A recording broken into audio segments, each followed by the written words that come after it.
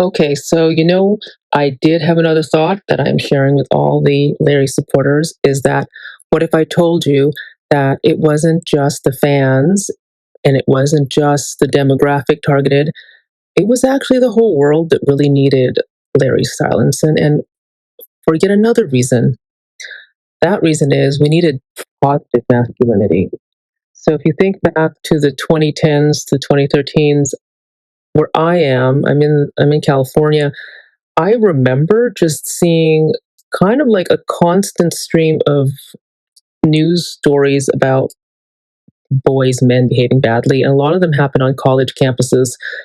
And in California, there was a very high profile case of a swimmer at Stanford who was poised to be in the Olympics, and then he ended up getting prosecuted because of an assault on a girl that had her drink spiked, and then was you know, she was somewhat rescued by these two Swedish exchange students who noticed that this Stanford swimmer was up to no good and got her help.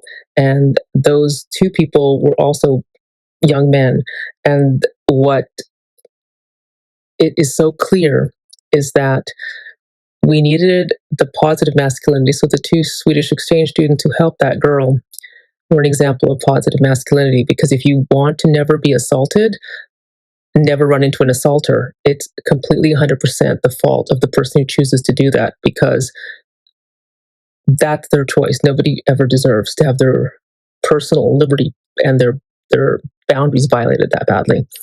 So we needed positive masculinity on a level that enough people could see it. So in a previous video, I said that it seems like Louis and Harry were kind of used for a greater good, and I think that this is yet another reason why this Larry Stylinson story has endured is that it was on a global scale, and it's kind of like a counteracting energy to what seemed to be at the time a lot of the victim blaming that preceded the Me Too movement. So the reason I see that this story endures is because we needed a counteracting force to the bombardment of information and just reminders of just how toxic masculinity can be. And no, I'm not a feminist, by the way. I'm just talking at it in terms of polarity. So negative energy, positive energy balances it out.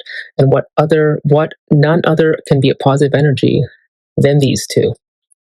And you look at the rest of the band, and the band did not present quite like we've been used to seeing teenage boys before. And yes, we've had other boy bands, and boy bands, they tend to be on the sentimental side. And that is because, well, hey, if you're an artist, you tend to be emotional. But you didn't see these teenage boys that seem to want to take advantage of their fans. And there aren't these stories that have come out like you have with other acts that question their conduct. Now, part of that could be attributed to the morality clause, but I think some people have an easier time adhering to a morality clause. I'm not saying that the morality clause is good per se, because as we know, it got really restricted. But the it's easier to follow certain aspects of the morality clause that are universally considered not a bad thing, such as don't assault your fans, if you are a certain character. And in this, we see in the band and with Louie and Harry, these boys that are considerate. You don't hear the stories like you did about Bieber. And in particular with Larry, there's that tenderness. We were so used to representations and reminders in the media of, of aggression and violence and uh, just brute force, that we needed to have visual and sensory reminders in the songs and the dances and in the footage of boys or young men behaving the opposite, being tender, being emotional, showing their heart, being sentimental, having like a almost like the not a beta male, because the word beta male is used to put down sensitive men, but being tough and tender in a way. So with the mixing of those five voices, those five personalities, it just gelled. And for a band that was put together by a management team, by a TV show, they gelled really quickly. And girls, young girls who were the target audience, they were coming of age at a time when you didn't you did hear about kind of soulmates, but you didn't get a lot of safety messages and images around boys, especially football teams. And I don't want to get into a tangent about that, but in a way, Larry was the saving grace, because if you were coming into adolescence and all you saw and heard were about how dangerous boys could be, how reckless, how cruel, how absolutely evil they could be, and you didn't have a polar opposite force, even if it was not someone you knew personally, because unless you were in their lives, nobody knows them personally, but it was the next best thing, because there was a whole collective around them that could reinforce this focus on seeing boys that, for all intents purposes, were probably a lot safer in terms of the archetype that they projected. Whether they were safe or not, we don't know. But like I said, we don't hear bad stories about them getting arrested and driving while under the influence and urinating in buckets and making, racial disparaging comments, like Bieber, who was around the same age at the time, or still the same age, but was kind of in that kind of adolescence, young adult transition. So because of that, I think we rallied around they rallied around Larry. Unfortunately, I came to the party late, but I'm so glad I found my way to the party of Larry, because you kind of need some resource somewhere. If you don't have an internal reference of a safe man, because maybe your dad left, or he wasn't really available, or you had a lot of mean men around you growing up, you got to get it somewhere. And God gave us Larry in One Direction. And I know it sounds really melodramatic, but it's totally true. Because when I was a teenager, I think I had a very similar version. And don't laugh and don't try to guess my age, but I would say Duran Duran was that for me, because they wore makeup. At least Nick Rhodes for sure did. But back to Larry,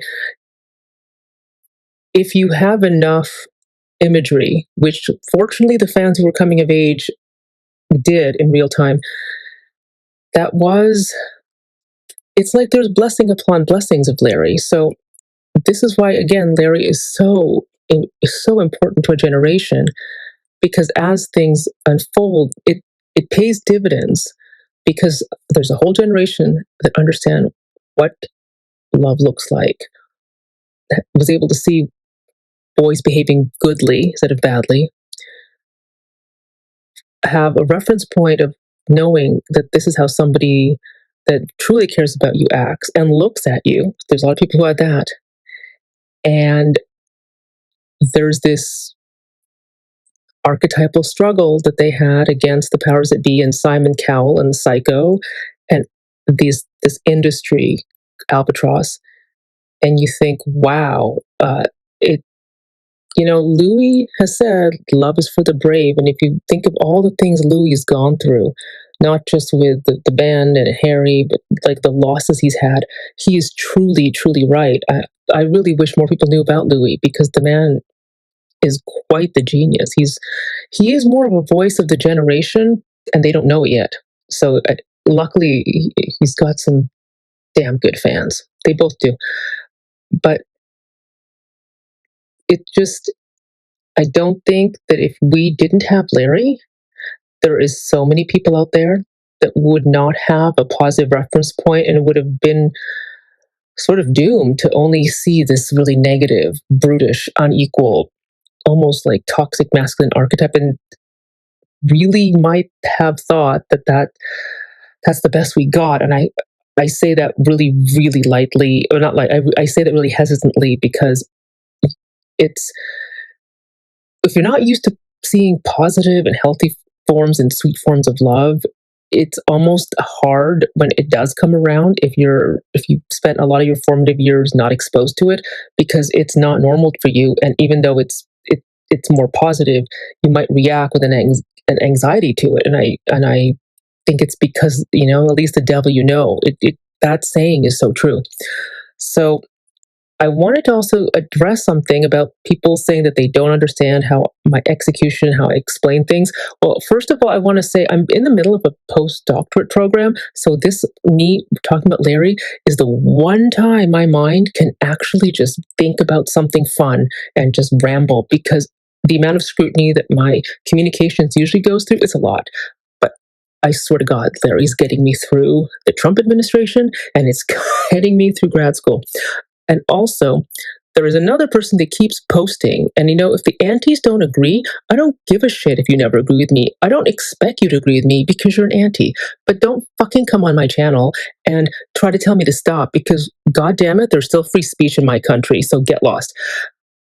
Because let the Larrys have fun. Maybe there have been fans that on both sides that maybe went a little too far, but that's not what that I am not about that at all. All I can say is, it's rare to see celebrities that seem to actually be fairly good role models, because if this Blake Lively and Justin Baldoni drama doesn't show you just how evil celebrities can be, and the Diddy drama doesn't show you how evil celebrities can be thankful we have Larry in One Direction, because for the most part, they really showed us that celebrities aren't a bunch of asshole dicks like Justin Bieber. Some of them could actually be quite sweet. And yes, no one's perfect, but honestly, rock stars have acted way worse in the past. These guys, nowhere near it, unless I'm wrong. And if I'm wrong, someone, please tell me.